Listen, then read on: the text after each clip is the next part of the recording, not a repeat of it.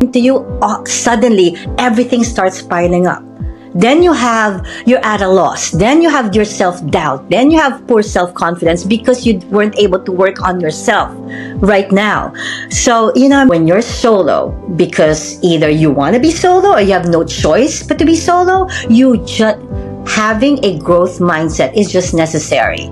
You really just need to be flexible and have an open heart and an open mind, because there's going to be a change. There's going to be a life change. When a defining moment happens to you, you have no choice. To me, I became a widow also suddenly, and I wasn't ready, and I did have my limiting beliefs at that time. Like, what were my limiting beliefs? Can I do this alone? Can I work on our finances while still maintaining our lifestyle? But because things will change, can I be there for my kids?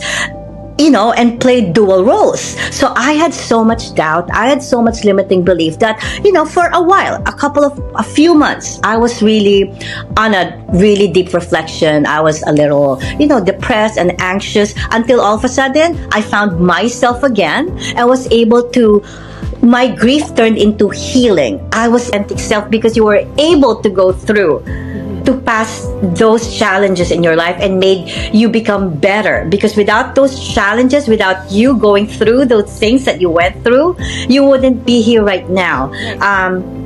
Being positive, not just for yourself, for your children, and that's the reason why I have this podcast. I talk about leadership, right? Because I went through. I used to own my own schools in the Philippines. I'm a leader. I have my admin degree as an educator. I talk about authenticity because I literally went through my self-care journey, which helped me find my authenticity, who I am, which is really embracing my weaknesses. Energy. I'm positive. I am positive. Believe me. Everybody that I speak with, if you're open to I love myself, that I need to share it, because that's the best way, especially for women. Women are so wonderful and powerful. You have that power to fight whatever. There's just so many distractions nowadays, and you can do it. You can actually do it yourself first. Then everything else will follow. So I feel like people like us are the experts. If we are here coaching people, making an impact, making a difference, you don't have to go anywhere else. Right. Just find it. It's right in front. And I think you and I have a bigger purpose now in life. Share what we are going through, or share what we went through.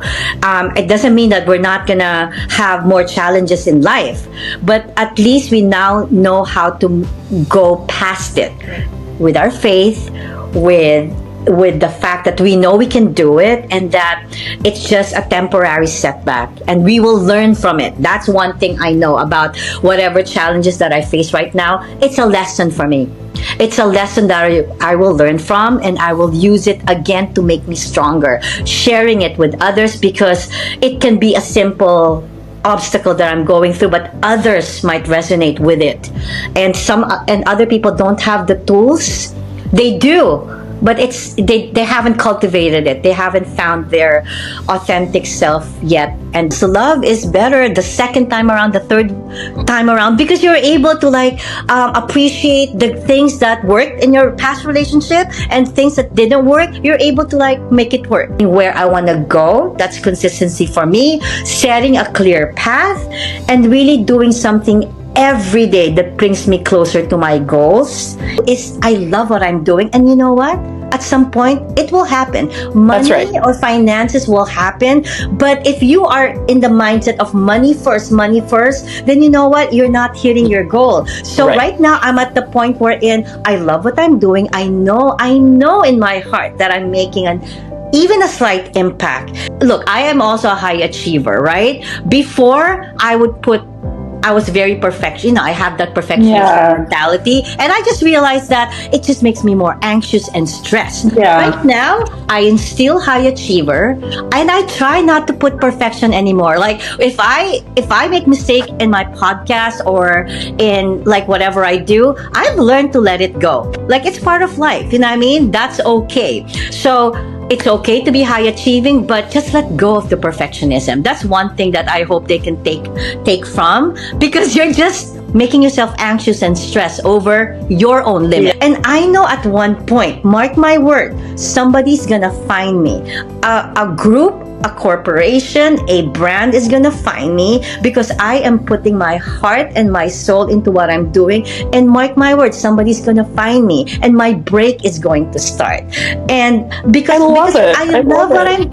Guess the power of voice, speaking. Like, that's where I found my strength, because like there's something in my heart that's not fulfilled when it comes to making a change, and I know it's gonna happen because it's in my head. So I'm just, I'm gonna get there. I'm over for us, not just because our first relationship, our first marriage didn't work. It doesn't mean it's gonna be the same for our next relationship. I just feel that it's better because we are learning from whatever experiences that we learned.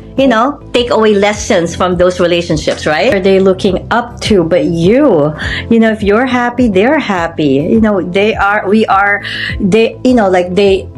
They reflect on us. Like, if they see that you're strong despite being solo, then they feel empowered as well. They feel that, hey, it's okay. But if you show your weakness, yes, temporarily it's okay because it's part of the grief and the loss. But at some point, we need to show to them that this is just a temporary setback. We're gonna be okay. You know what I mean? If our kids are such powerful motivators, our healing is more powerful if we're not just thinking about us, but also like the people that we love.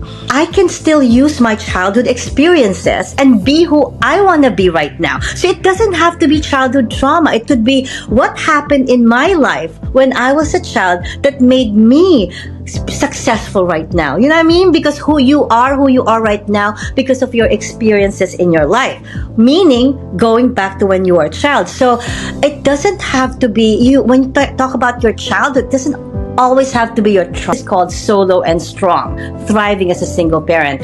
And I'm just deeply in awe with the resilience. Like, I can say that the most incredible women or incredible men or women that I've been meeting are the ones who struggled. Yeah. The ones who really had challenges in their life, and say that, hey, maybe in a similar situation, maybe having some difficult moment at that time, hey, I want to be like her. I can be like her. If she can do it, maybe I can do it too.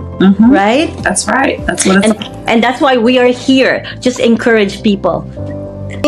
It's really depending on an individual. I don't think you need certain number of years to move on and have another relationship. I don't believe that, because I can be healed in a year. I know myself and I know what I can offer, and I can say that I'm okay. Like, I'm happy where I'm at right now. So I'm okay accepting, being in another relationship, which I know that, it's going to be okay because I've healed. I'm okay, right?